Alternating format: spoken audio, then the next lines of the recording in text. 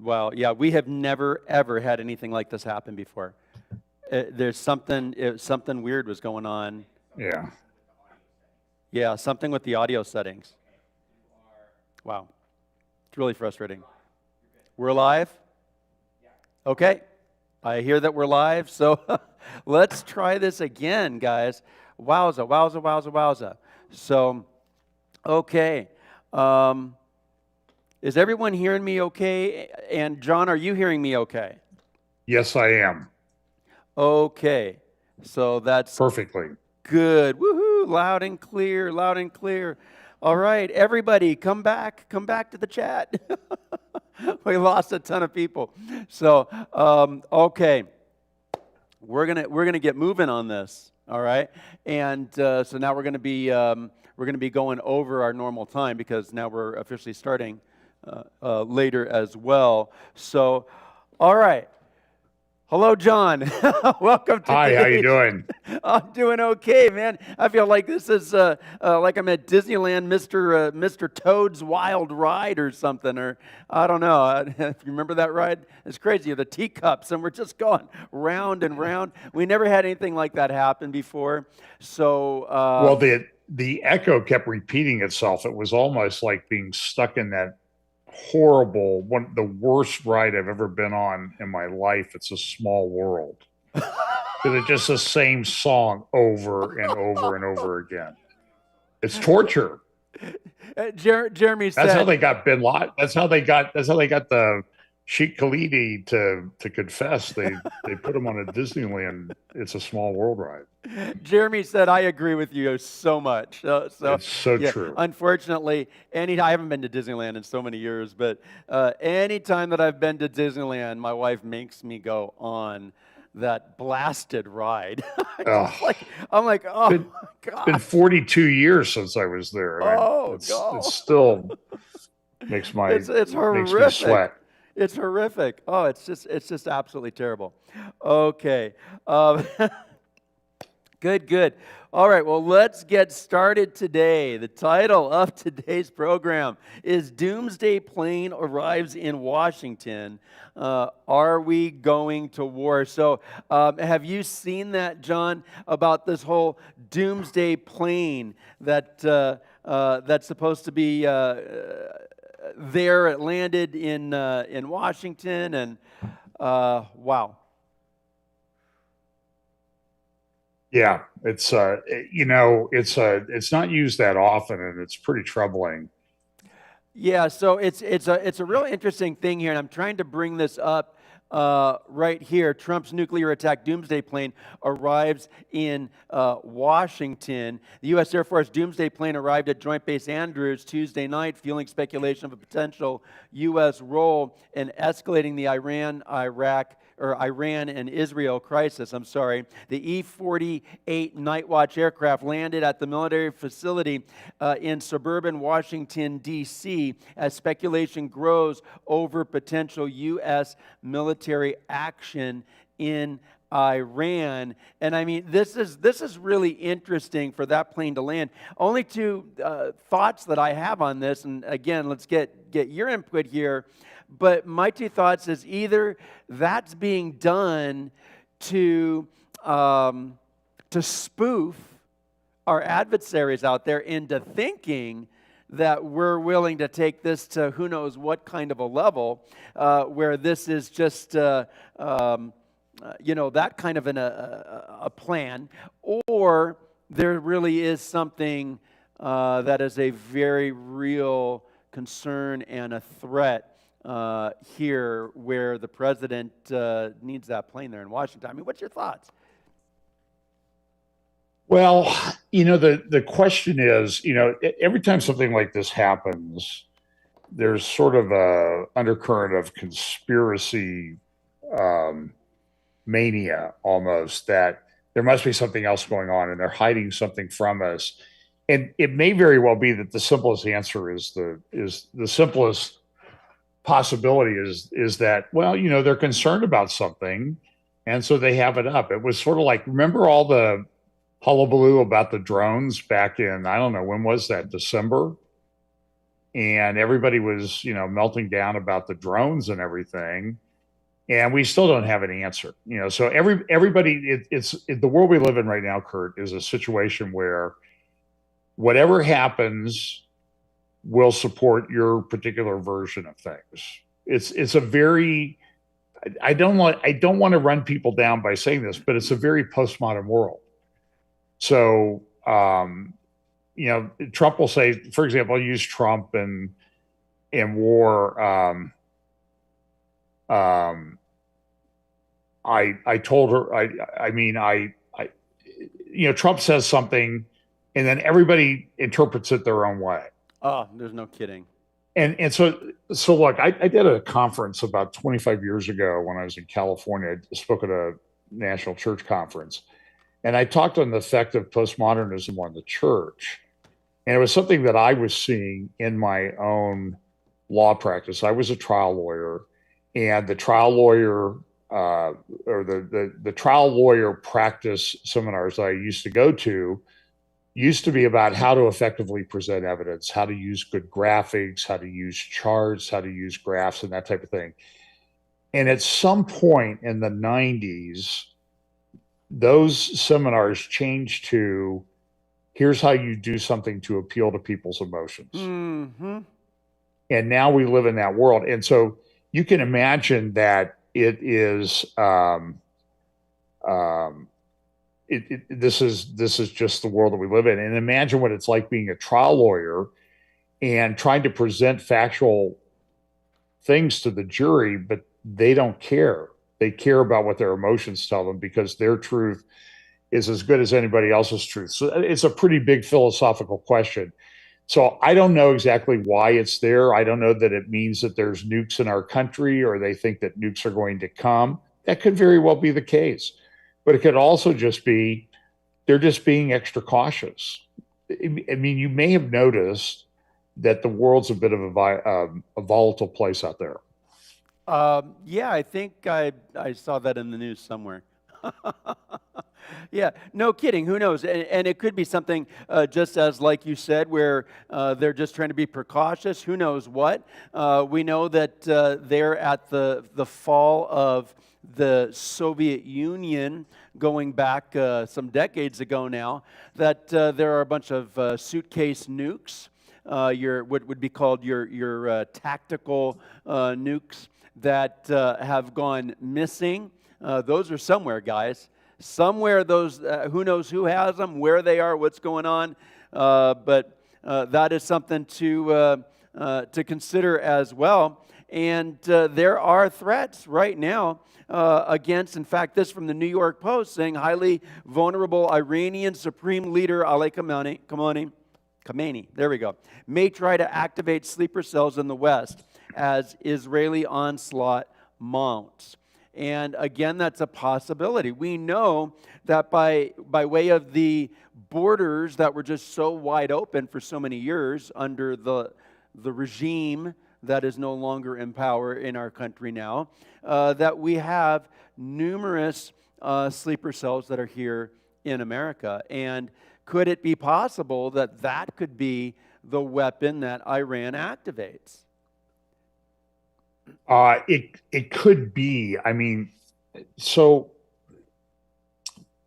my own view on nuclear issues has changed. I think it's a very big deal. Okay, but we know that, for example, there have been there were open air nuclear explosions for tests that were done.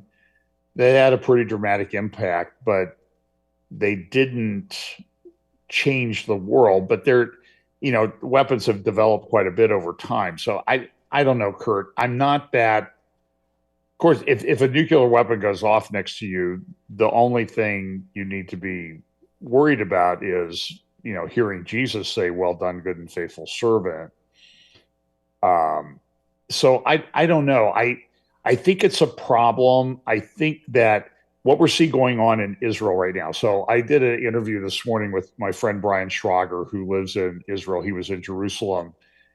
And he said that, for the last week, and it seemed like we started off the thing saying, well, we talked last Was it like 3 months ago? No, it was last Friday morning we talked and did a live update. And so this thing in Israel and Iran it's not even been going on for a full week yet. And it seems like it's been going on for months. But what Iran is doing is they are throwing these ballistic missiles into Israel, and every night everybody's got to run to the bomb shelter, spend the night a lot of time in the bomb shelter, and people are just sort of exhausted and worn out. They're very tired, and so it's really kind of a form of terrorism on their part.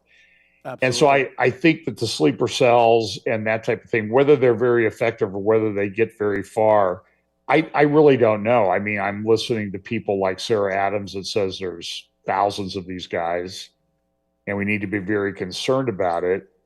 I don't know how, I just, until it happens, I don't know, I'm not a prophet, so I can't really predict. I think people need to be situationally aware that they need to be careful when they're out and about. I mean, we see what's happening in LA with these, protests and riots, which one side says they're riots and the other side says they're mostly peaceful protests. Baloney. I know again, it's this postmodern world that we live in that, and we're also in a world where the propaganda is just unbelievable. So you'll see Karen Bass, the mayor of Los Angeles, or Governor Gruesome, yeah. I'm glad you said it. So Governor Gruesome gets on there and they just lie. They remind me of, remember back during the Iraq War, there was a guy they called Baghdad Bob. And that sounds familiar to me.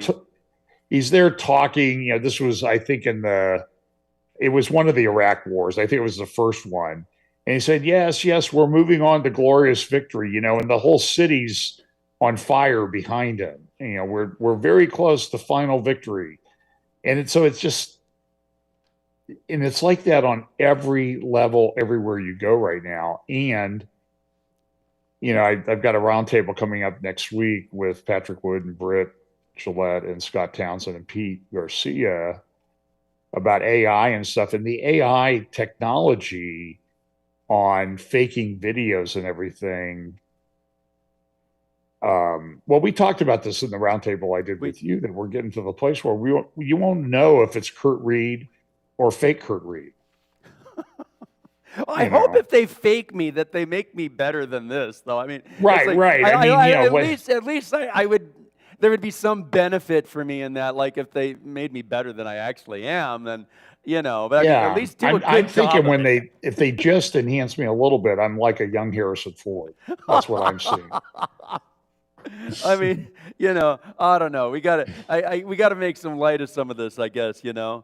Well, it's a very difficult time to be alive. So it could be that they think that there might be some dirty bomb attacks coming. That's why they got the Doomsday plane, and it's in DC. That's something could happen. I don't know. There's a lot of people out there in the world that don't like us right now. There are a lot of people in the country that don't like us right now. And everything is very fractured politically. The MAGA right is all over Trump about supporting Israel. It's unbelievable. It's just things I never thought I would see. No, I agree with you, and I believe we should support Israel. And as long as Trump supports Israel, hey, I'm good with that. I mean, I believe that's where we should be. By the way, I've been accused in the past of supporting everything Israel does, and I want to tell you that that's a false accusation. I think Israel should have attacked Iran a long time ago. I agree. And by the way, I think the United States should have attacked Iran a long time ago too.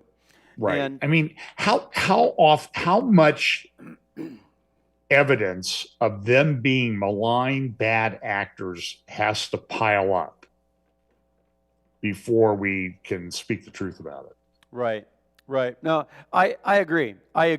And the reality is that when you're dealing with and our issue is not the Iranian people. There are many wonderful Iranian people, and there are a number of Christians in Iran, all right? But the leadership that is there, if you want to call it that, the dictatorship that is there, is wreaking havoc not only for the Iranian citizens, but for Israel, for the region, and it's in fact affecting and infecting, actually, the entire globe. And what do you do when there's an infection, or what do you do when there's cancer? Man, you got to remove it. All right? And, how is it we can talk about removing cancer, but we can't have a conversation about dealing with Iran? Listen, what Israel is doing is it is surgical strikes. Israel is making surgical strikes. Even going to the exact apartment and just pinpointing the exact apartment of this terror guy and that, head of the IRGC, et cetera, et cetera. And what does Iran do? It goes after a hospital today. A hospital, guys. Think about this. And before anybody says, well, isn't that what Israel is doing in Gaza? This is 100% totally different situation and scenario, because those hospitals in Gaza, inside the hospitals and under the hospitals, are used by terror cells. Compared to the hospitals in Israel, they're actual hospitals, and hospitals that aren't only taking care of Israeli citizens, they're also taking care of U.S. citizens. They're also taking care of many people that look to Islam, okay, and Arabs in those hospitals as well. So that's a war crime. Yeah, and so I think back to the Doomsday plane a little bit, somebody made a comment about Monkey and what he had said, and I agree 100% with this, is that these things are flown around all the time. It's just that because of all the other circumstances, now we're noticing this thing over here. So I would like to look at, and maybe we don't have time to do this with the state of the world that we're in, but sort of take a step back and sort of look at the historical data on things. So like when the shipping crisis hit during Charlie Vector 019er, everybody was looking at the maritime marinetraffic.com and other websites like that track every ship in the world that has a transponder, everyone in the world, where it is, what kind it is, and where it's going and where it came from. All this is readily, easily accessible information. And the same thing is happening. Monkey does a good job with this with flights and everything about where they are and that type of thing. But we need some historical data to look at, like, what do we know about these planes flying around? Is this that unusual, or is it just out of a heightened sense of security that we have right now because of the state of the world that, now we're noticing it? So. Right. A lot of questions for sure. For sure. So let's talk about this, because I was looking some of this up here today from the U.S. perspective, okay? Are we justified in and what we are talking about, at least in the moment, and it may take place, it may not, and if it takes place, in other words, where the U.S. does surgical airstrikes there against Iran, it could turn into a broader war. That is a possibility. You never really know exactly what's going to happen when you open up, as they would say, Pandora's box, right? But are we justified? Well, I'm going to read some things here in our conversation. Sure. And I would like to get your input on this after I read some of this to you. So we do have, some history here on what Iran has done with the United States. Let's remember the Iran hostage crisis. I remember it very well. Very, very well when it was taking place. A group of Iranian students there, with approval from Ayatollah Khomeini, stormed the U.S. Embassy, took 52 American diplomats, hostages, and staff and everything for 444 days. There was a 1983 Beirut bombing that was done by way of Hezbollah. Hezbollah is a proxy of Iran. They're the ones who follow the talking points of the Iranian dictatorship. All right. So there was the 1983 Beirut bombings that had taken place there of the U.S. Embassy and barracks of the multinational force in Lebanon. 1983 resulted in the deaths of 241 U.S. military personnel and 17 Americans at the embassy. There was the 1996 Khobar Towers bombing. And I'm not going to get into the details on all of these, but support for terror groups in Iraq and Afghanistan that has cost American lives there. Attacks on U.S. bases during the Gaza war from October 2023 and onwards. There was Operation Martyr Soleimani, January 2020. Attacks on oil tankers and oil facilities. All of these kinds of things, guys, we can talk and talk and talk about this. We have every justification to go in and to cut off the head of this snake. You know, Kurt, this has always been kind of an interesting question to me. So on a personal basis, my father was in World War II. He was injured in Belgium just before the technical beginning of the Battle of the Bulge. I recently found out that he probably came in through Normandy to get into Europe. You know, and he was a theology student in college when he got drafted. You know, so all of a sudden he's cannon fodder. He's private first class. And you know, I've watched that movie Saving Private Ryan. I cannot watch that invasion scene in one sitting. I can't take it. It's too emotional for me, because I'm thinking like people like, you know, fathers and grandfathers that we knew were actually involved in that. And then there were thousands that didn't make it. And so my father really struggled with it, because we grew up in a Brethren tradition that was sort of pacifistic, I guess, you know, not you should be a non-combatant. And my father really wrestled with it, and I wrestled with it too. I mean, I was on airplanes I flew 10 days after 9/11. No, it was 11 days after 9/11. And it was me and one other guy on a 737 going from Columbus to Philadelphia. Two of us on a big 737. And I thought, you know, and I sat next to people who appeared to be Muslim on planes going from Dallas to New York. I remember I got upgraded to first class. I'm sitting next to this guy. I'm in the aisle seat. He's in the window.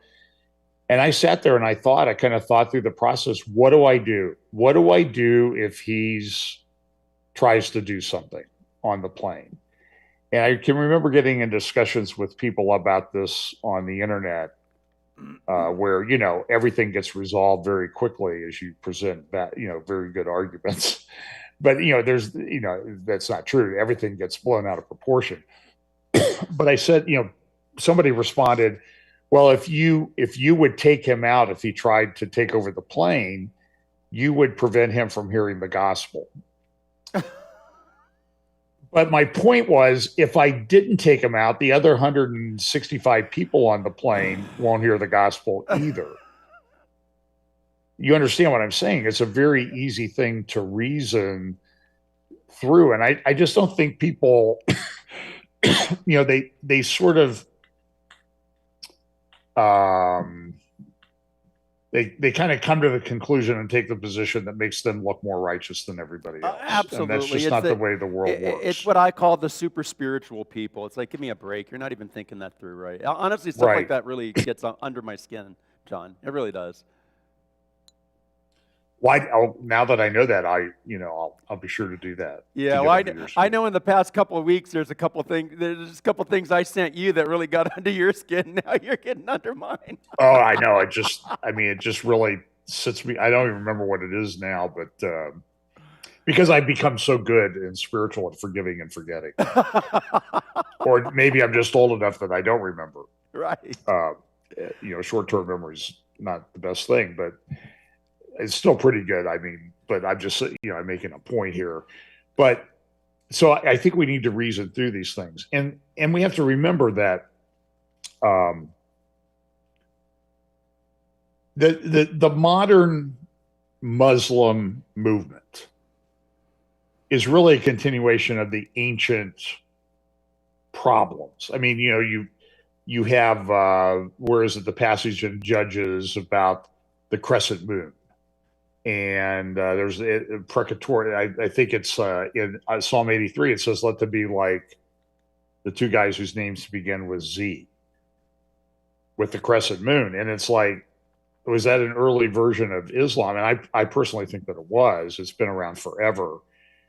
And I think we've talked, I don't know, I've done too many interviews recently.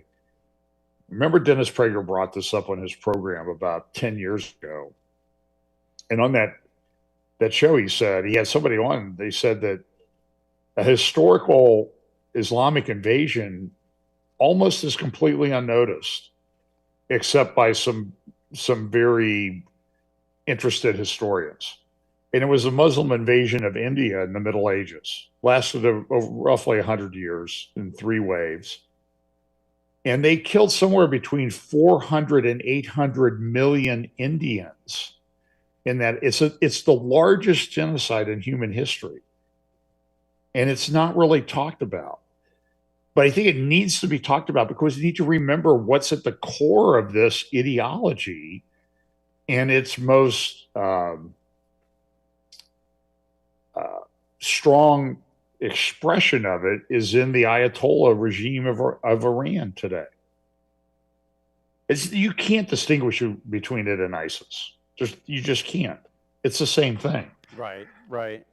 And we don't want to talk. And for some reason, as soon as you bring that up, you're passed off as you're being Islamophobic.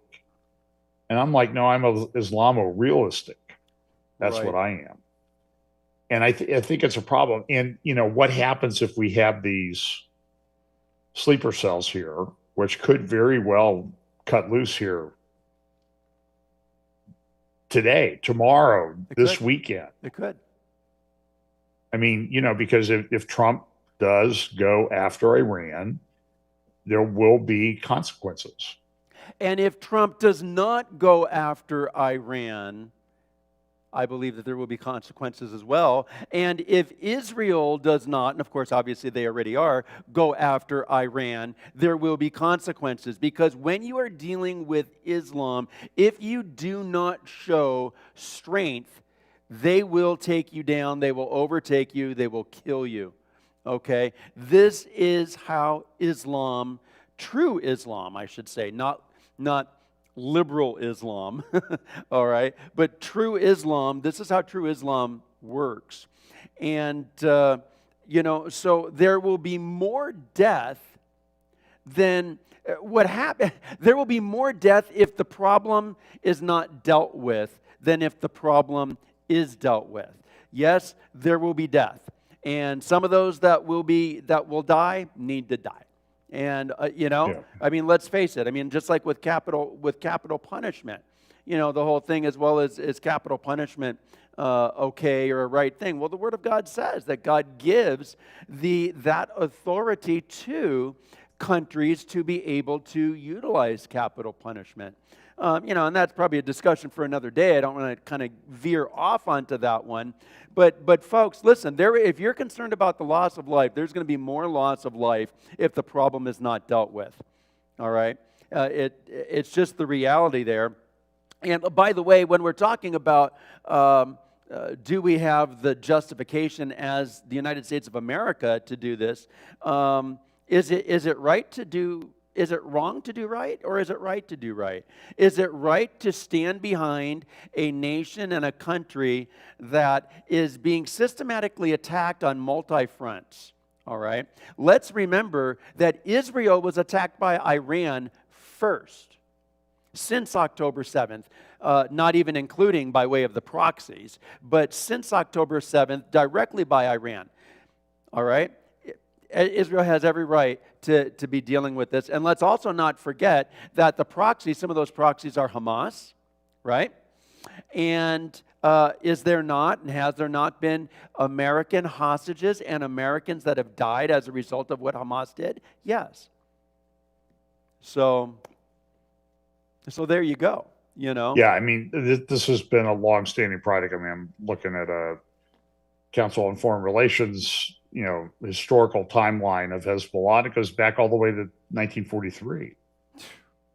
Wow. And they kind of came in as a response to the relocation of the PLO, Palestinian Liberation Organization, from Jordan to Lebanon in 1971. And why did they do that? Well, that was the Black September massacre, where Jordan killed, I don't know, thousands of these, quote, Palestinians.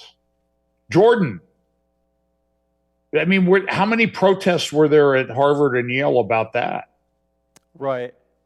Well, and by the way, I don't know how many killed in Black September, but I don't remember specifically, but I'm almost sure it was far more than were killed on October 7th. Wow. Arab on Arab. No protests. 600,000 to 1 million Syrians dead since 2011. How many protests? Zero. That's a fantastic point. But it's always a problem when Israel is in the mix. That's when it always no becomes Jews, no news. Right. Absolutely. And by the way, and you're bringing up something that's reminding me of, I forget the exact year it was, but I remember watching it when I was a kid happen, when the Islamic Brotherhood killed Anwar Sadat of Egypt. You remember that? And the Islamic... Yeah, that would, well, so let's see, the Camp David Accords were about 1978. So I'm thinking Sadat was taken out like 81, 82, 83. I was going to say around 80, so yeah. And the Islamic Brotherhood, so Hamas is Islamic Brotherhood. That's right. So let's understand some of the history of some of these things, guys. And those of us that are older, I mean, we were alive. We saw these things. We know these things firsthand. So just saying. By the way, side note. Okay, there's a whole bunch of questions that I had sent you, and I want to see how many of these we can get through in our talking points here. Whose side is Tucker Carlson on? Well, I'll answer that in Tucker Carlson mode. Kurt, what are you talking about? Do you know how much Tucker Carlson hurts because of all the things people like you have said about him? Have you ever thought about, it's ridiculous because it was interesting. If you go back to his interview of Gunther Isaac, which was, I think, April of 2024, a little over a year ago. And there were some great articles written by this lady from Epic Times and a pastor named Dumasani Washington. I interviewed him. And you remember Tucker Carlson's questions to Gunther Isaac. So Gunther Isaac, Lutheran, quote, with the scare quotes, really scare quotes, Lutheran pastor from Bethlehem, one of the proponents of the Christ at the Checkpoint conferences. I've been to one of those. And it's just a Jewish, anti-Israel, anti-Jewish hate fest. They have this narrative that Jesus was a Palestinian refugee. So when Pope Francis went to Bethlehem in 2014, he did a mass in Manger Square. I've talked about this many times. And there behind him was a mural. Okay, so he's in the square in front of the oldest church in Christendom. And there is Mary in a burqa, Joseph in a Palestinian keffiyeh, and the baby Jesus wrapped in a Palestinian keffiyeh laying in the manger. And so after 9/11, or after October 7th, when Israel started responding to Gaza, and they destroyed vast majority of Gaza, it appears, Gunther Isaac came up with this thing at Christmas after October 7th. So it had been Christmas 2023, the baby Jesus in the rubble, in the Palestinian keffiyeh, because Jesus was a Palestinian refugee. And I don't know if you remember, there was this, there was a recent movie done of Mary, and they got I can't remember the title of it, but they got all kinds of criticisms because a Jewish lady played Mary. and a Jewish guy played Joseph in the movie. Goodness forbid. Well, they were Jewish. Goodness forbid.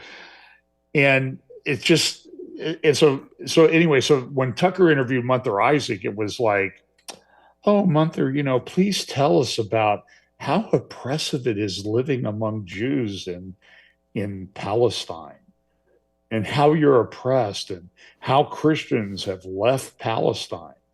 Well, if you go there, Kurt, and you talk to anybody, they'll say they didn't leave because Jews drove them out or Jewish settlers drove them out. That's a complete falsehood. They left because the Muslims were persecuting them. I was just talking to someone from a Palestinian Arab area in Israel who lives here in the United States now, just this past Sunday. And I told him about that. He said, that's absolutely true. We don't understand how bad Islam is. No. But here's Tucker Carlson interviewing Munther Isaac, and it's just softball question after softball question. And, oh, you're so wise and nice and kind, Munther Isaac. I can't believe you have to put up with those Jews. That's the tenor of the conversation. Just like when he interviews Vladimir Putin, it's like, oh, the great glorious Russia, and Moscow's the greatest city on the planet. We're going to talk about that in a minute. I know that. But when he gets Ted Cruz this week, a couple days ago, and he interviews him, and he said, Ted, what's the population of Iran? I don't know. You don't know? You're bombing them, and don't you think it would be a good idea?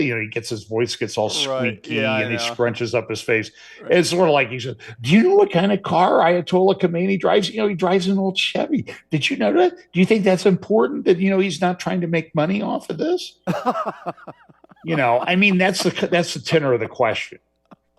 And he just hammers him, and it's sort of like, and then somebody says, well, you seem anti-Semitic, and he goes, oh my goodness, you're coming after me with this feline attack or something ridiculous. It's sick. Okay. He interviews the foreign minister and prime minister. I think they have the same office, prime minister, foreign minister of Qatar. And it's just all these softball questions. This is Muslim Brotherhood financiers. And he but then gets somebody from one of our states who happens to support Israel. And, he turns into this really rabid cross-examiner. So the answer is, whose side is he on? It's clear he's not on the side of Israel. And I would say he's not on the side of America because he doesn't understand the threat that Iran poses to America and the threat that Iran has posed to America for a very, very long time. Right. Right. Yep. All right. I hear you on that. Some say Christians can't support war. What's your thought on that from a Christian perspective? Honestly, what is your thought on that from a Christian perspective? I mean, we're talking about the United States possibly entering into airstrikes and possibly, who knows where it could go from there. What do you have to say about that? Well, I don't really complain when the surgeon cuts cancer out of my body.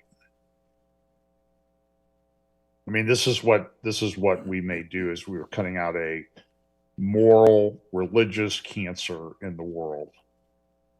We do not understand the nature of Islam. Tucker Carlson, Candace Owens are willfully ignorant of the truth about this. Yeah. They don't want to talk about it.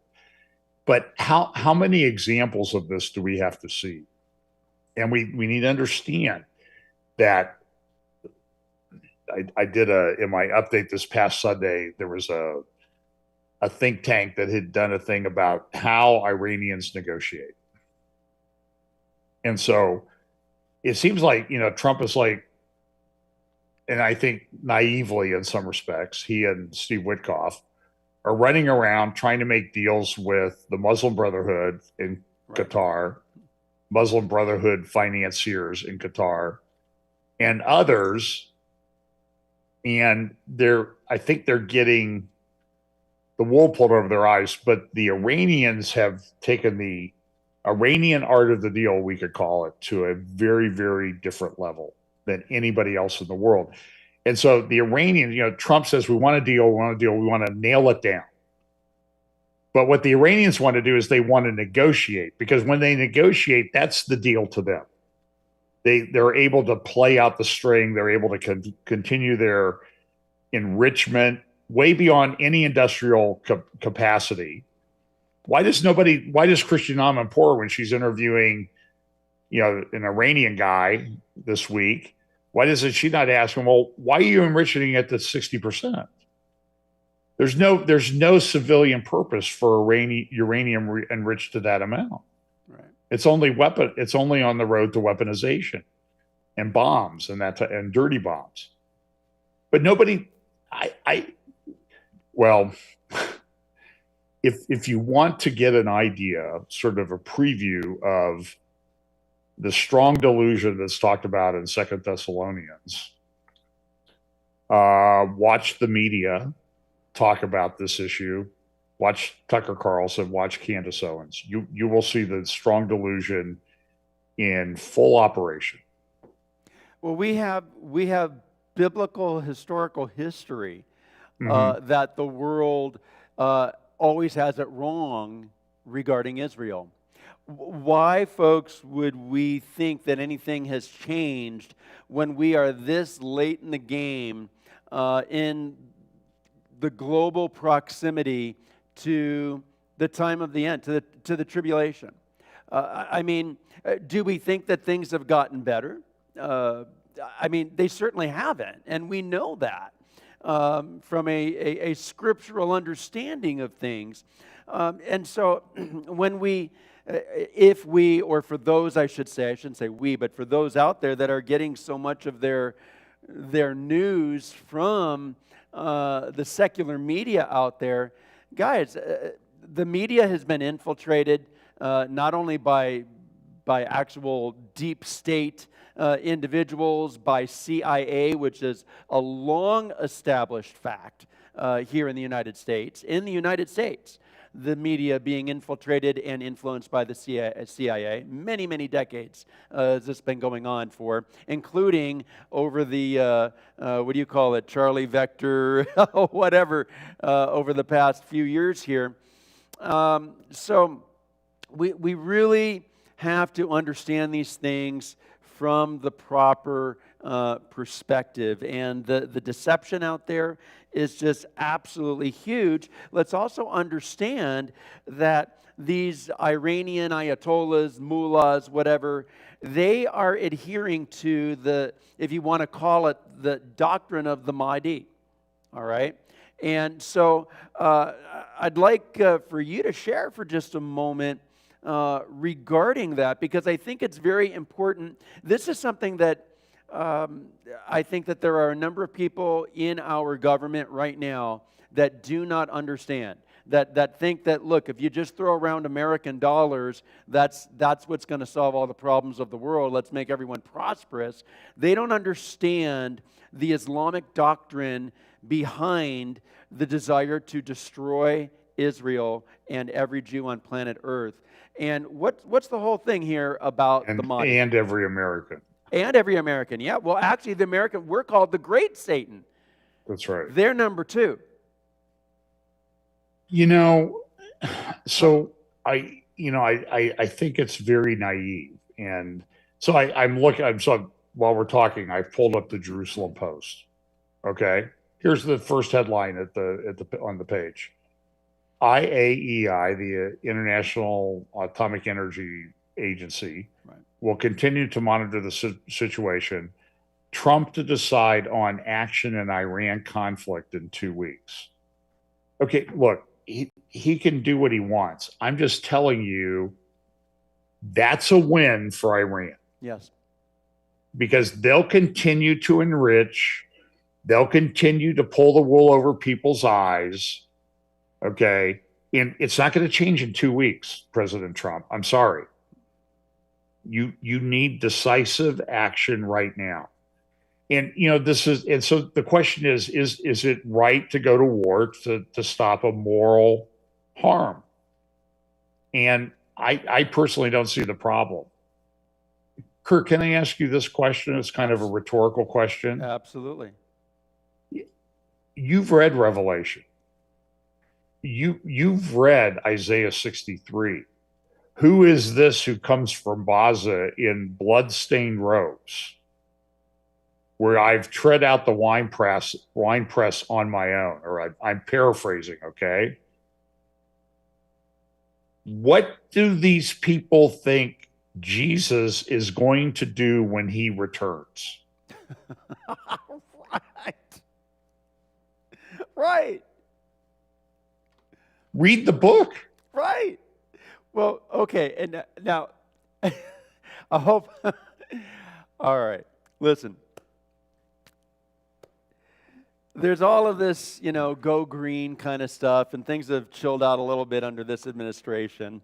But all of this go green and save the planet and Mother Earth and all this kind of stuff. And I've been saying for a while, guys, everybody's recycling all this stuff. And guess what? God is going to destroy heaven and earth. All your recycling efforts and all of this and all of that. Listen, He's going to make a whole new heaven and a whole new earth at the end of the 1,000-year reign. Right, in the lead-in to the eternal state. It's just like, and so like when you're talking about here, look, when Jesus comes back, you want to talk about war, right? You want to talk about war. There you go. What a battle that is going to be. What a battle. So now I do want to circle back here to something though, because with the Mahdi.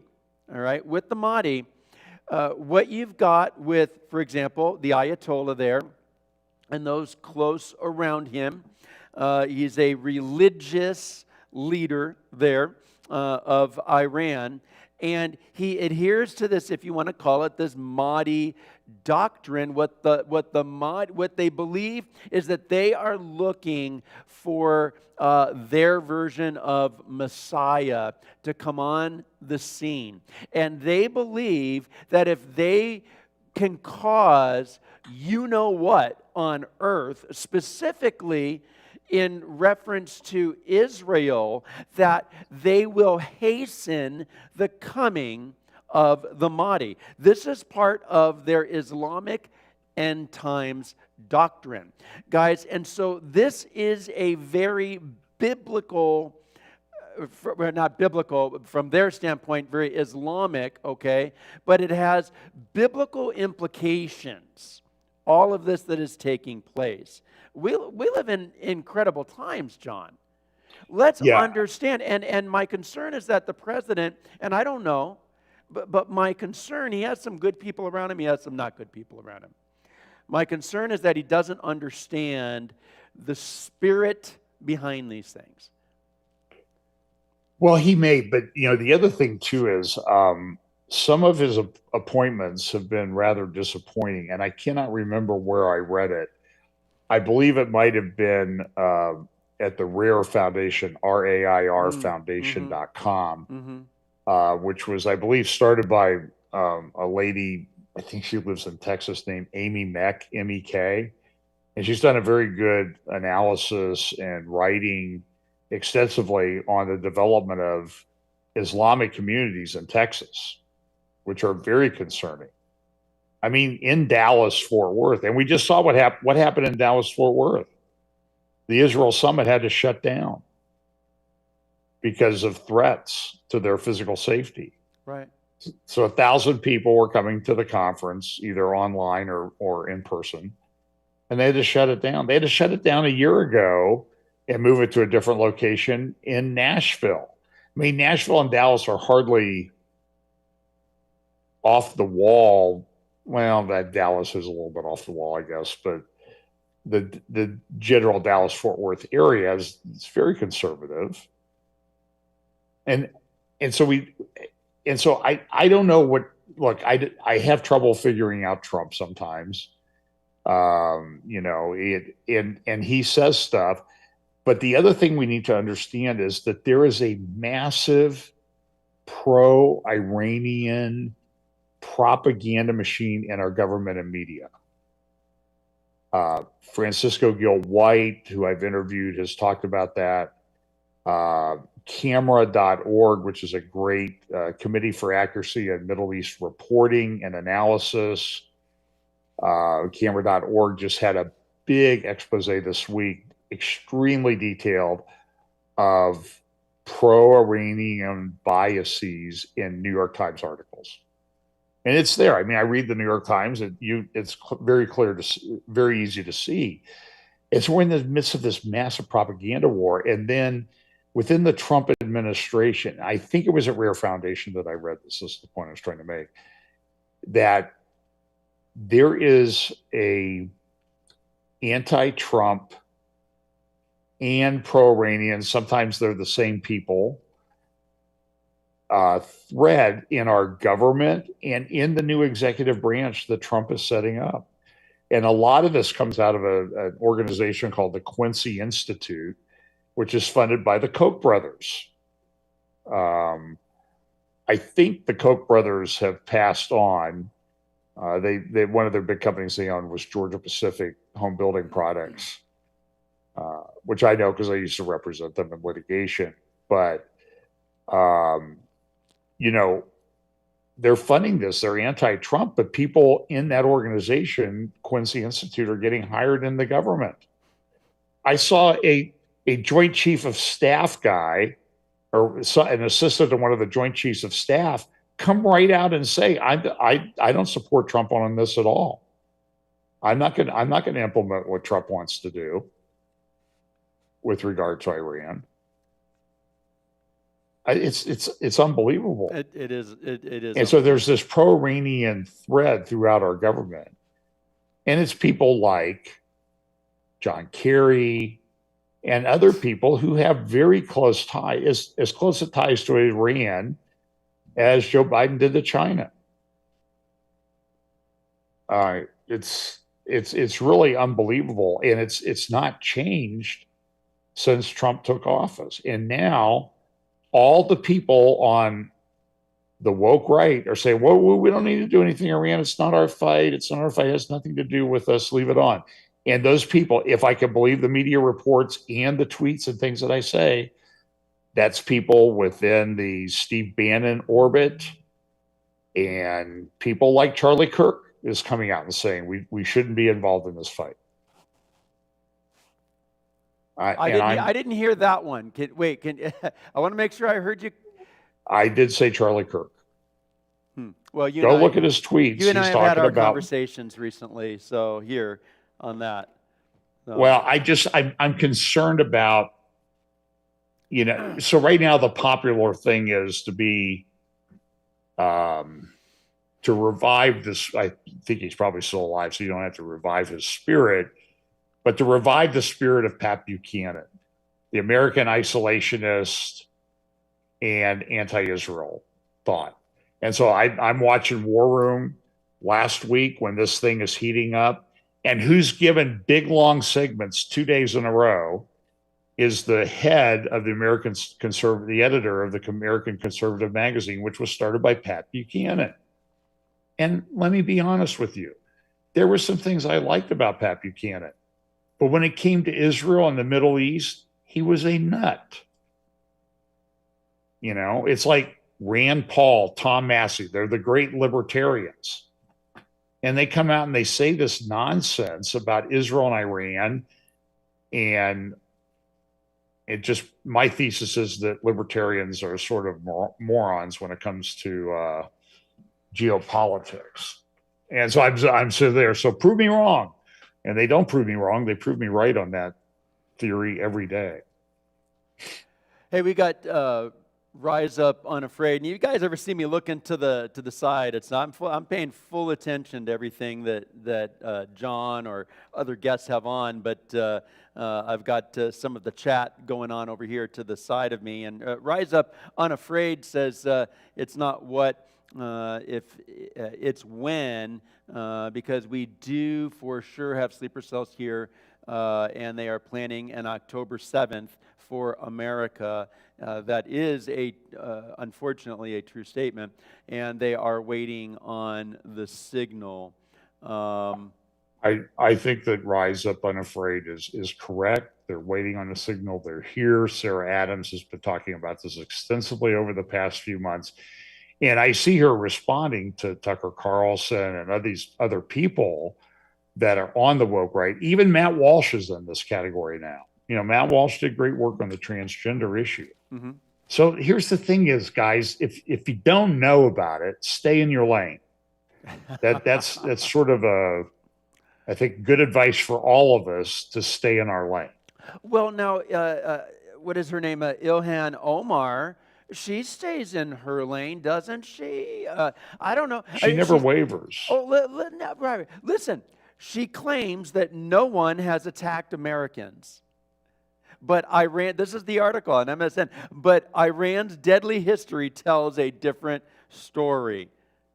Yes, the Iranian leadership, they've been great with America. We already had this discussion earlier in the program.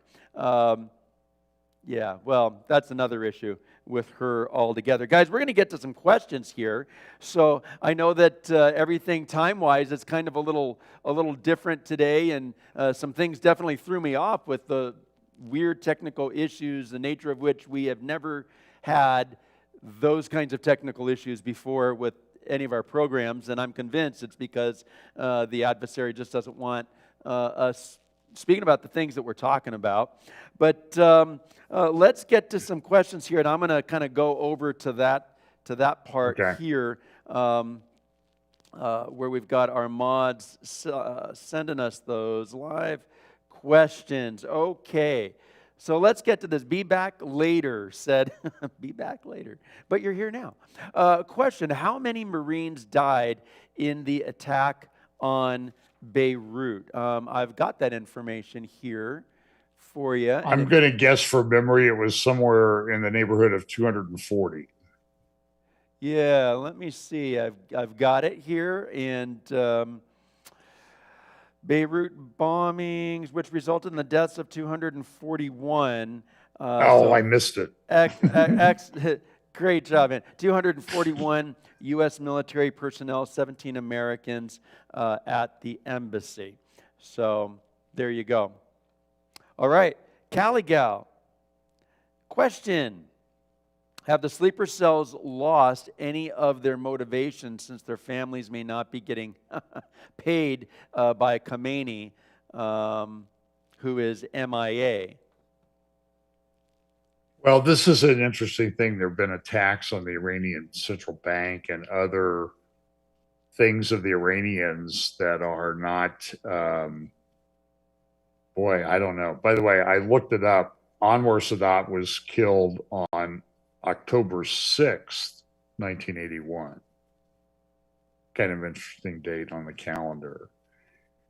And by the way, today, the Israeli ambassador did an interview, and he said that you could expect something Thursday or Friday. And I don't know if you know that the date on the calendar for Israel today is 23 Sivan. And they refer to it as a day of divine rehearsal. I mean, pattern is very important. Yes. Important dates. And so we see that when Netanyahu went to the Western Wall the other day, last Thursday, he put a note in the wall, and as they do with celebrities, somebody goes and digs it out. And I had a picture of it in my update last Sunday. And he was quoting from Numbers 23 or Numbers 24 about the rising of the young lion. Mm-hmm. It was a biblical concept. Right. And that's going to be the Torah portion in the next week or two for the Shabbat. Okay, I mean, so these things are This is scriptural pattern. And so today is 23 Sivan, the day that Prophecy the is Israeli fathom. ambassador said, which is the day a new decree was written in the book of Esther in Esther 8:9. So it's interesting because the decree had been that we're going to kill all of those Jews. But on this day, a new edict went out to all the provinces, granting the Jewish people the right to rise up and defend themselves. Happened on this day in history on the Jewish calendar. Kind of interesting timing. It certainly is. It certainly Happens is. over and over again. Guys, I'll tell you, maybe you're new to our program today, but if you don't think that we are living in biblical times, all I would suggest is maybe read out of your Bible a little bit more, because we are certainly living in biblical times, and the things that are happening, the things that are taking place are of absolutely of biblical significance and prophetic significance. And what we are seeing and have been seeing most specifically since October 7th is the preparation of Israel to dwell safely and without walls. We are watching the preparation for that as we read about in Ezekiel 38. This is not Ezekiel 38, war of Gog-Magog, okay? But what we are watching is the preparation for that very thing to happen right now. And I mean, this is absolutely incredible to watch that. So, okay, so let's move on to the next one. Vindog. Hey, Vindog. Vinny. I just did a program with him sometime. It seems like it was a month ago, but it was probably this week or I guess it was last week. Yeah, it's awesome. Glad to have you on right now. And yeah, I got to, when I was at checking out the conference there in Arizona at Pastor David Bowen's, and did a little program there with Vinny, so that was fun. Question, what do you guys think about those numbskulls like Alex Jones, who says that 9/11 was funded by Israel? Oh, I'm gonna let you go on that one right now. So can we kind of switch? Boiling. Can we kind of swerve over into my Moscow thing? Because this Russia thing is a very, very big deal in the end times. You can argue whether Russia is part of Ezekiel 38 and 39. I'm willing to consider all arguments in this, but I'm just going to say that the evidence appears to be piling up. So I hear from people on the right. I think Alex Jones would be one of them. I don't really follow him that closely, so I may be incorrect on what he says. But people on his channel talk about the great Christian Vladimir Putin. He wants to restore, traditional Christian values and that type of thing. But let's be honest, he is a thug, okay? He is a unrighteous, ungodly thug. He invaded another country, and now he's in my view. I know there's a lot of back and forth about whether the West violated agreements and that type of thing. And I'm a lawyer. You can make the case anyway on that. I think you can make the case that Putin blew something up into something that it wasn't with regard to agreements. But one thing is pretty clear. No one was invading Russia from Europe. That was not going to happen. History shows that that's a foolish thing. I heard a podcast the other day. It was Doron Spielman. He has a thing called True East on JNS TV. I interviewed him about his new book about the stones speaking in the city of David, the archaeological excavations there. In the original city of David, which is not the old city of Jerusalem, it's south of the old city of Jerusalem that we know of. And what they're finding down there is just absolutely stunning. But Doron had an interview yesterday with Mike Duran, and Mike has been a lobbyist for Turkey in the past, so I have some problems with him. But they mention in there that in today's world, North Korea manufactures more ammunition and arms than all of the countries of Europe combined. Yeah. North Korea. Yeah. Russia manufactures a lot of arms, and they've used up a lot in Ukraine. But the one thing that they noted was that, and today we see Russia making all sorts of noise about Israel, don't you dare bomb the Bushehr reactor, which is sort of in the biblical area of Elam. And we talk a lot about Isaiah, I think it's Isaiah 49 and the bow of Elam, or maybe it's Jeremiah 49. Jeremiah 49. And, and I've talked to Bill Salas about this a lot too, and he's written books on it. So Bushehr is in that area, but I don't think, everybody in Israel was saying, we're not going to bomb Bushehr. We're not going to bomb Bushehr because it's a civilian nuclear facility. They're not enriching anything there. Okay, that's fine. But then they bombed a Iraq reactor today. The reactor in Iraq, ARAK, in Iran. There's satellite photos of the containment building being blown up, the roof being blown up. And so Russia's making all this, Russia offered to mediate with the situation in Iran and Israel. And Trump's response was, why don't you go mediate your own war, Vladimir?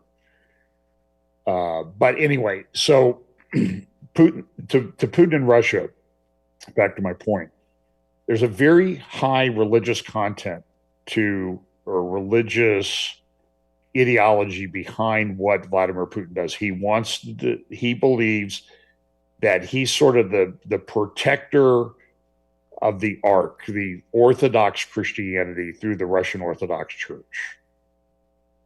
It drives him, and he's got an advisor, counselor named Alexander Dugin. They call him Putin's Rasputin. Kind of a weird, mystical guy, believes Eurasia, and will use the Muslims to take out the Jews. I mean, he just said it within follow his Telegram channel. It's very easy to do. But last week in Moscow, Dugin and a bunch of people had a conference. It was called the Forum of the Future 2050. Now, we've heard about 2030 and sustainable development goals and everything. Now, Putin, and maybe Putin knows something, he's coming out and saying the Forum of the Future 2050 and Moscow will be the greatest city on the planet. They talk about problems with demography. The demographics of the world is in a complete state of collapse, something never seen in human history. I don't know how that factors into all of our end times Bible prophecies, except to say that I know that it does. Exactly how, I'm not sure. I think we need to talk about it some more and put that into our different eschatological models or speculations. But so they had this mass, and what's the other thing they're promoting at this conference in Moscow? Everybody says, oh, Putin's not a globalist. He's talking about technology and AI and technocracy. So who does he have speak at this conference? Well, he has Sergei Lavrov, the foreign minister of Russia. He has Jeffrey Sachs, who Tucker Carlson just interviewed last week. He is a radical leftist, Marxist, communist, pro-Chinese, and he's the president of the UN's Sustainable Development Network, Sustainable Development Goals Network. SDG. And Tucker interviews him like he's the greatest guy ever.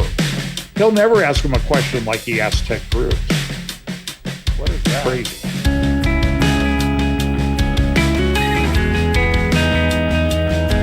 So weird things going on, guys. Well, I don't know what happened there, but it was very dramatic to make my point with a little bit of music in the background. That is weird.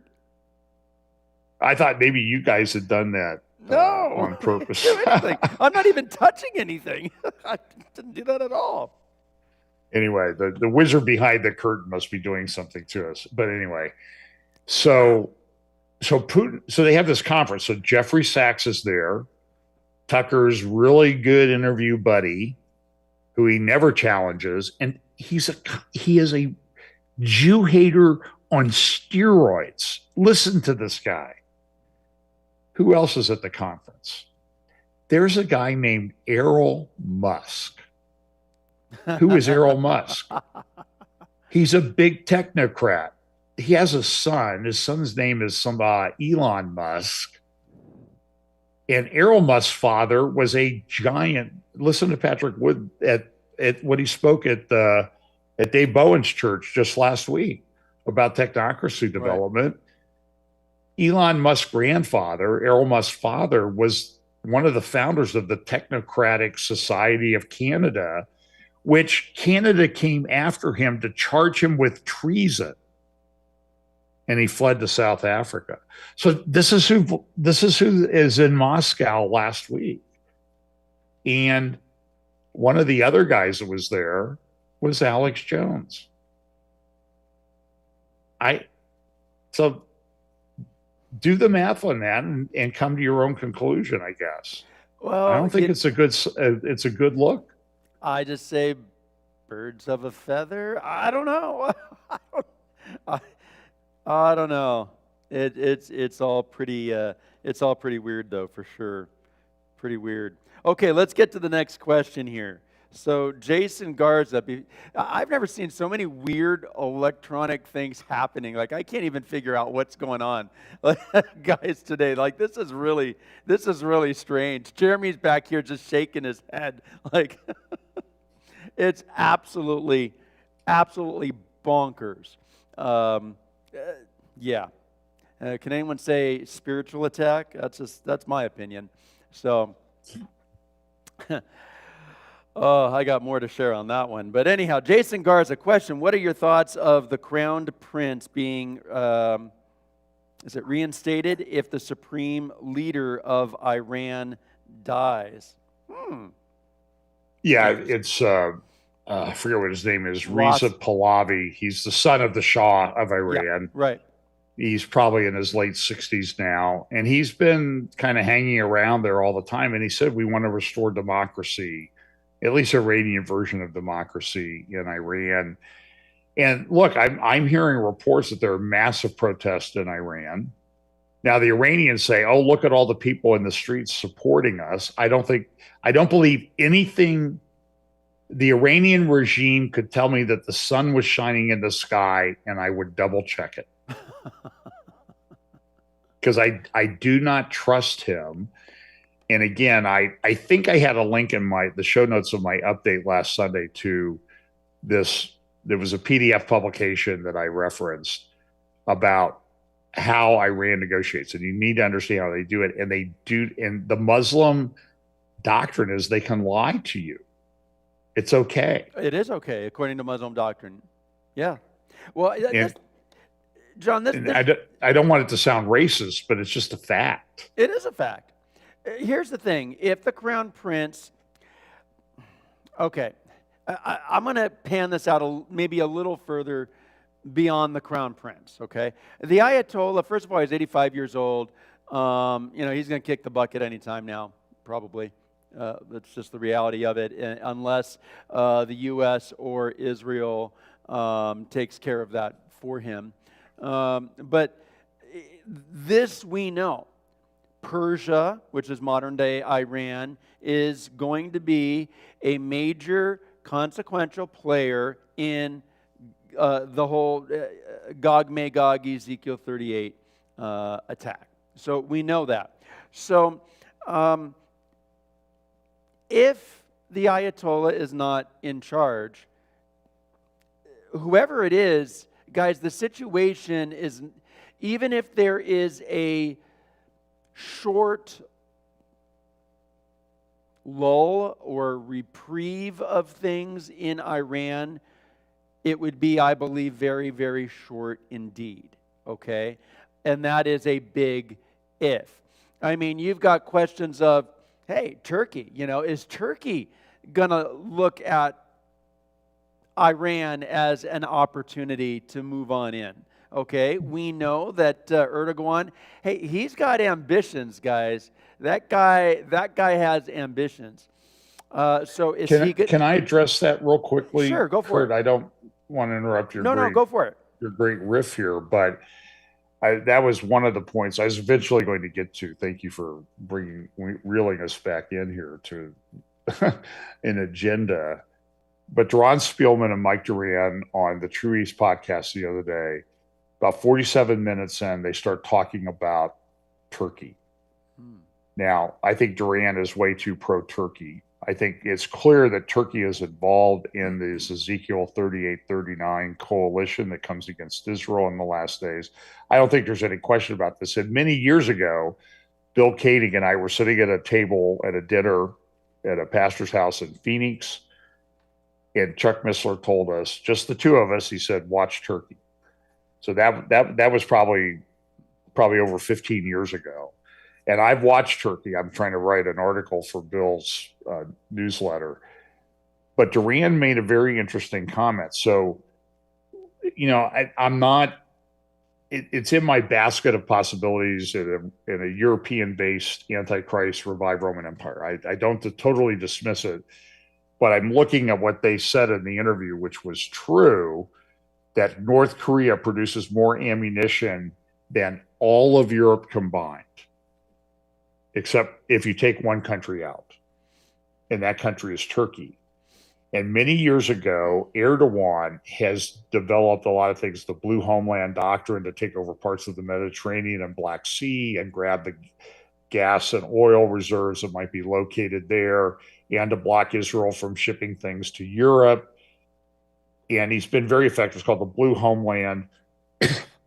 But Duran made the point that Turkey, it's a very interesting conversation, that Turkey has done something that almost no other country on earth has done, in that they have achieved, I believe the term they used was operational sovereignty. They are able to exist and conduct a war even if every other country in the world sanctions them, blocks them, and boycotts them and cuts them off.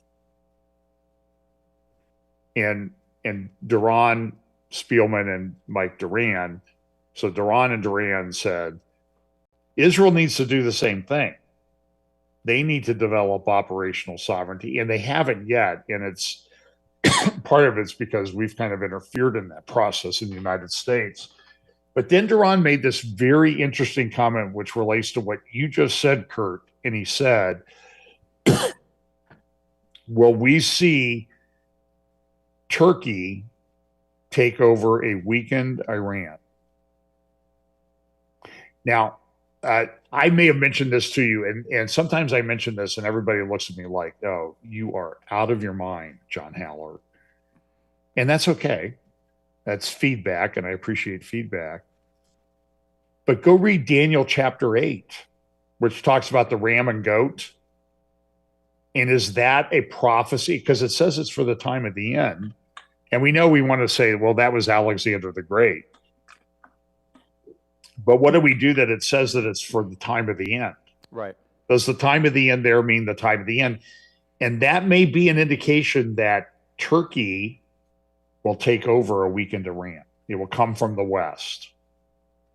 And so Israel, the big concern with Israel, because I've talked to people in Israel about this, what happens if they take out the regime?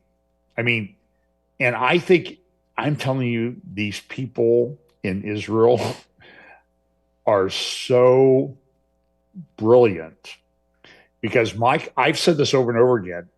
Would it be better to have the Iranian Muslim Shia regime go away and it be replaced by the Iranian Revolutionary Guard? That wouldn't be better. That would probably be significantly worse. So what did Israel do over just the last week, Kurt? Since last Thursday evening, they have taken out, they've decapitated the entire upper echelon of leadership of the Iranian Revolutionary Guard. And I think that's because they were afraid that they might rise to power if the Ayatollah went away. Mm-hmm. Mm-hmm. So I don't know. So it was just interesting that Duran just kind of about 50 minutes into this talk with Mike Duran said, "Hey, well, maybe Turkey's going to take over Iran." And I remember I said that sometime recently, and somebody said, I don't think anybody's thinking that. Well, my point is this: that we have all these Bible prophecies and everything. This is what I say, John. Everyone, expect the unexpected. Well, we have all of these Bible prophecies, and we also have this thing in Daniel that says, Daniel sealed the book till the time of the end. And at the time of the end, wise will rise up. The term there, I taught it at Brandon Holthouse's church 8 years ago. The masculine, the wise who understand and instruct many. And we should really want to be those people. So Amen.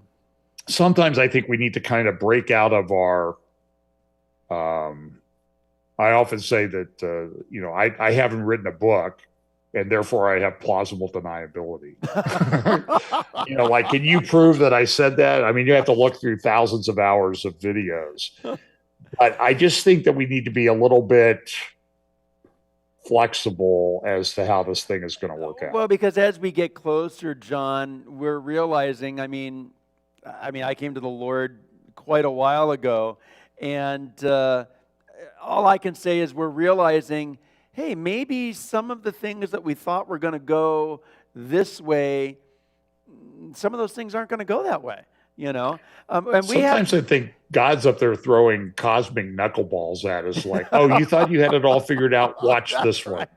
Try to take a swing and hit this one. Cosmic. We can title that for one of our programs. Cosmic knuckleballs. The cosmic knuckleballs of the end times. Cosmic knuckleballs. I love that. I'm gonna remember that. Okay, so about that though with Crown Prince, whether it's him, whether it's another Ayatollah, whether it's Turkey, whether it's whatever, we know the direction that it's going to go ultimately. By the way, do you know his daughter got married last week? Whose daughter? Who would be the Crown Prince of Iran, Pahlavi? No, She married a Jewish guy. Really? Yep. Interesting. Yeah. Okay, so question number 5. Well, we gotta move on quick with these last 5 that we've got. We gotta okay, here we go. So question number 5 from Sherry Dalia. Question: since only Congress can declare war, how much can Trump do without Congress's approval? Okay, so wait, I'm going to say something here. So I think this is my personal opinion. I'm going to say that, okay? I'm not some law expert, but certainly not on constitutional law and things like that. But my personal opinion is that the President of the United States, whoever the president is, has the authority to authorize surgical strikes if he feels that there is a situation that necessitates that, and that has been done by both Republican and.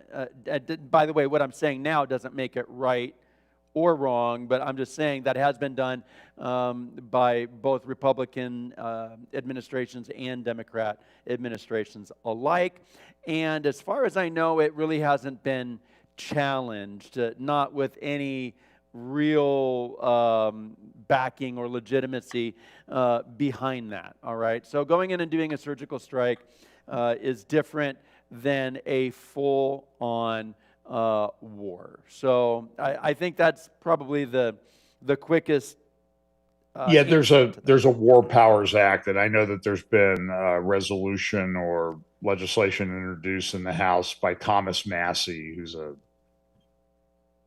libertarian moron, in my opinion, and very anti-Israel, blames the Jews for everything, thinks AIPAC, never mentions how much Qatar funds things in the United States, but always mentions the $100 million that AIPAC may use to fund, contribute to various campaigns. It's completely skewed out of proportion. And it only happens because it involves Jews. But anyway, so they've introduced a War Powers resolution to say that Trump can't do anything right to help Israel, like use the bunker buster bombs that they need to use on these underground hardened nuclear facilities. And by the way, as we drove around the West, I will be honest with you.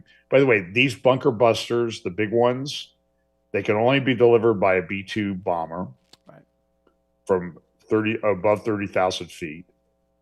And they've never been used in combat.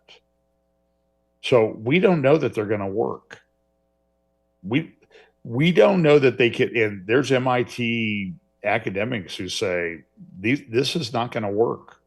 We cannot take out the Iranian facilities. Oh, by the way, there's Iranian AI generated videos right now about the hospital in Beersheba that they hit last night. By the way, Israel, in advance of that, evacuated the upper floors of that building. Yes, I know that. And you know, that's so true. And I thought to myself, man, you tell me that was not of God. Right. And so Iran came out today with a video that put a Israeli military base, you know, sort of in red under sort of an AI generated video of the hospital. There was a military base underneath it. Total propaganda. Right. Exactly. They're liars. They follow the father of lies, and there'll be some useful idiots at Columbia University that'll protest on that one next. Just watch for it. Oh, sure. And you know, and Greta Thunberg too. She may join in. What was his name? Forrest Gump got it right. A stupid is, a stupid does. So I'm just going to call it. The great philosopher, yes. Yeah. So it's the gospel according to Forrest Gump. I don't know. Anyway, so all right, asset ministries. Number 7 here. We've got Shannon Batson. Question: do you think Damascus will be reduced to rubble first, or Ezekiel 38? Since quote, peace is coming. I wake up every day and check the news to see if Damascus is still there. Yeah, that's a good one. I think if you drill down in Isaiah 17, my personal opinion conclusion is right now is that I think that the Damascus thing is sort of related to this Armageddon, this giant Armageddon scenario at the end. But that's just my view. I could be wrong. It wouldn't surprise me. But that's a very interesting thing too, is the al-Shara, formerly al-Jilani, the self-appointed leader of Syria, hasn't said a thing about anything this week. That's weird, I think. I don't know. Why is he so quiet? He's funded by Turkey. I mean, that's who brought him to power. So well, I mean, I do know that, and I'm going to say this really quick, and we'll get back to this, and then we'll move on to the next one. But Syria, from what I understand, has allowed Israel to cross over. I think I had heard something to go through their airspace or to take down. Maybe it's I don't know. I probably can't really accurately speak on this because it was just a little blip of something. But they had given the Israelis some okays to do some things there over Syria. So that's the best I can tell you. So I don't know. Maybe it has something to do with that. In other words, the point I'm getting to. But I didn't really follow that thread per se. But I'm personally one that believes that from what I see, that Damascus will cease from being Damascus as we know it today, and that is a very real prophecy. First of all, it is yet to be fulfilled, and how I look at it is that it will take place before the tribulation happens. Again, that is my view on that. So could it happen before Ezekiel 38? I personally tend to think so, but I guess as we're talking about, who knows the curveballs? Maybe that God is going to send some of us on some of these things. Maybe it could be an errant Iranian ballistic missile that takes it out. Yeah, I'm waiting to see if one of Iran's ballistic missiles is going to take out the Dome of the Rock Mosque, which that would just I don't even know. This week they had a big thing with the missiles, and there in front of the missiles were protests and whatever was going on in Iran. I refer to it as the Dome of the Rock bouncy house. They have this like inflatable Dome of the Rock that they drag around, and I keep praying that maybe AI will say, "Oh, well, that must be important target, so we'll build that into the targeting of the Iranian missiles, and it'll be an Iranian missile that takes it out." That would be kind of fun to watch. Okay, we've got Southern Sunshine. That's a nice, I like the sound of that.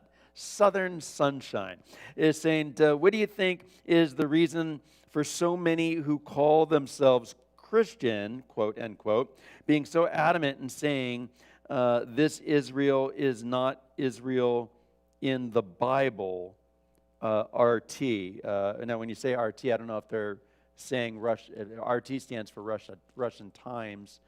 So I don't know if that's in reference to that or not. But it's heartbreaking, they said. So what do you think is the reason why so many who call themselves Christian being so adamant in saying that Israel is not the Israel in the Bible? Well, I would say it was one of those things I heard someone describe once. Maybe it was Chuck Missler described as the problem in the church today is ignorance and apathy. They don't know and they don't care about what the Bible really says about that. Listen, I don't know how you read. I mean, these preterists are always spiritualizing things because when somebody can't deal with the reality of a literal interpretation of Scripture, they spiritualize it away. Like it all, like it already happened. I mean, there's views out there. There's a new view out there. I hadn't heard about it until recently, called Satan's Little Season, that the millennium actually took place, and now we live in the period of time where Satan has been released and is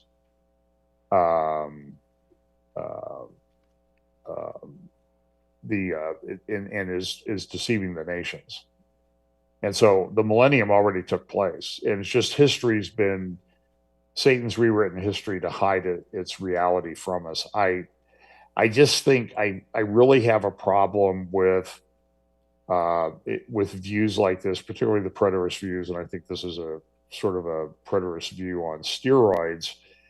And I think we need to be very careful with that because when people have trouble with what the Bible prophecies say, they spiritualize them. And I don't see how you read Ezekiel 36, right. 35, 36, 37, 38. Right. And the prophecy of Jesus about when you see this happen, flee Jerusalem. Right. That needs a Jewish country in charge of that area for those to happen. Right. So now it happens and people want to say, well, it's not really what we think it is. We're spiritualizing it away so we don't have to. I think I don't know. I don't want to judge motives. It seems to be a little bit eschatological laziness in my view. I tend to agree on that, and I appreciate someone who put on their RT replacement theology. For some reason, I'm thinking RT. When I see RT in some of the things that I read, it's Russian Times. Russia Today. So that's what I was going through my head. But replacement theology, and like I said last night, in fact, in our service, as we're going through the book of Deuteronomy, I said, look, if God is through with the Jew, then how do you know that God won't be through with me and with you? God is faithful. He's faithful to keep his covenant. And that's what we see in the Word of God. Israel is significant, the most significant aspect of end times eschatology, and Daniel chapter 9, for crying out loud, or chapter 9, verse 27, and verses preceding that.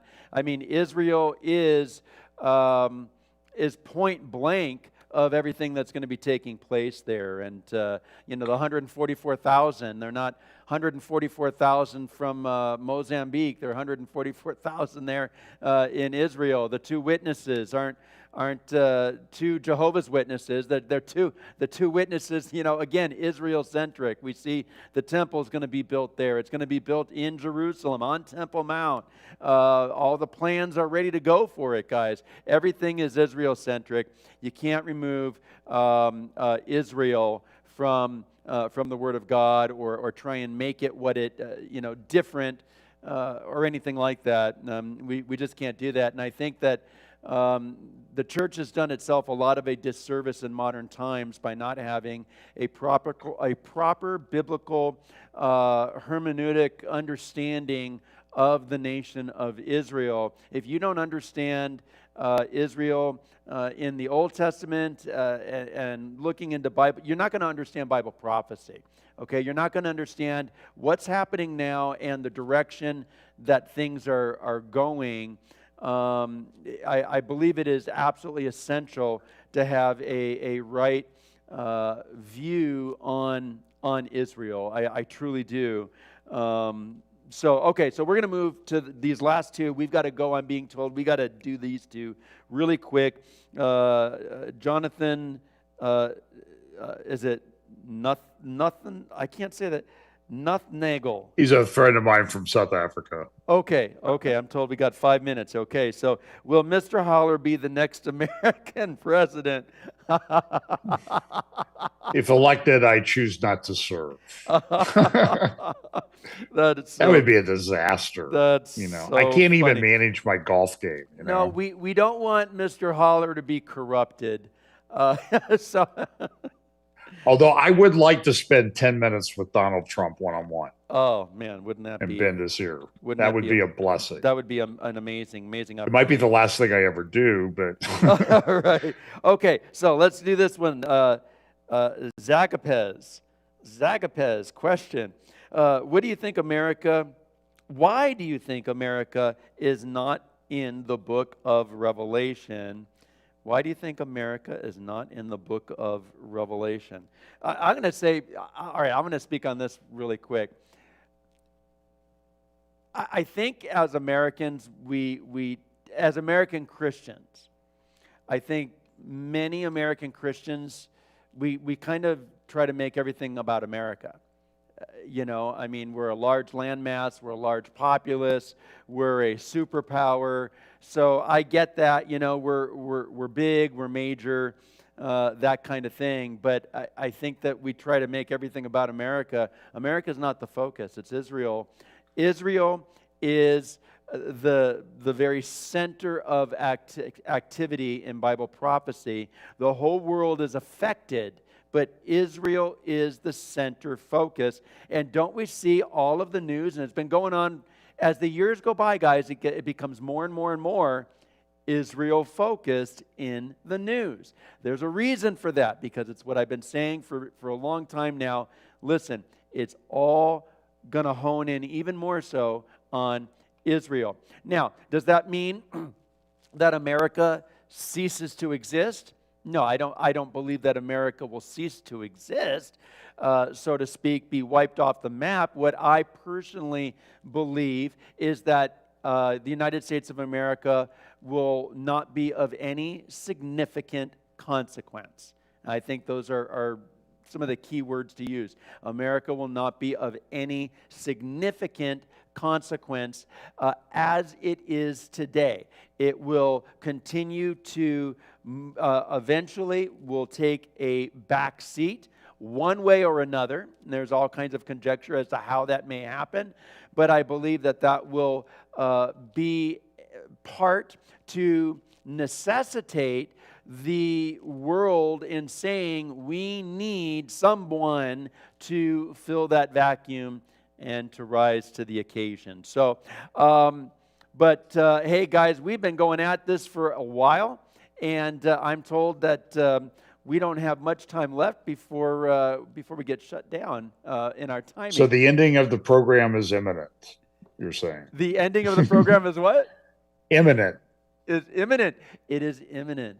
It's imminent. It could happen Guys, at any moment. I just want to hang on here with us for a moment. Guys, we got all kinds of wonderful guys that are going to be joining us in the weeks ahead. We've got Tom Hughes, Patrick Wood. I'm not saying this is the order, but we've got Tom Hughes, Patrick Wood, James Cadiz, others, guys. So I hope that you guys can join us for that. And it's going to be great. We're going to be putting together some more round tables here that I know you guys are going to love as well. I thank you for joining us on the program today. Please like us, share us, subscribe to us, hit the thumbs up, hit the bell for the notifications, and I encourage you to connect with John Holler as well. We've got all his information there in the description section. Absolutely love John. He's just a wonderful brother and just a dear friend. And I thank you so much again for being on this program with us today, John. And Thanks, Kurt. guys, just remember this: no matter what happens, Jesus is Lord. I pray that He's Lord of your life. If He is not, put your trust and your faith in Jesus Christ as Savior and Lord. Do you have one last blip you would like to share with us before we head out? I had about minute. 20 thoughts flying through my mind. Listen, folks, pray that God will guide you to use the events of the times in which we live as opportunities to share the gospel Amen. for Jesus Christ with those around us, because time is short. We know that in 2 Thessalonians 2, it talks about great delusion coming. Yes. And the Old Testament prophets talked about that too. So we need to be very careful that we not go down that path of delusion. Thank you, John. Thank you for sharing Thanks, that. Kurt. And thank you for everyone joining on the program today. And hey, a shout out to our mods. Our mods are great. They do so much, even behind the scenes, you guys don't know. You guys are awesome. We love you guys. Guys, we look forward to seeing you next time, whether here, there, or in the air. God bless you.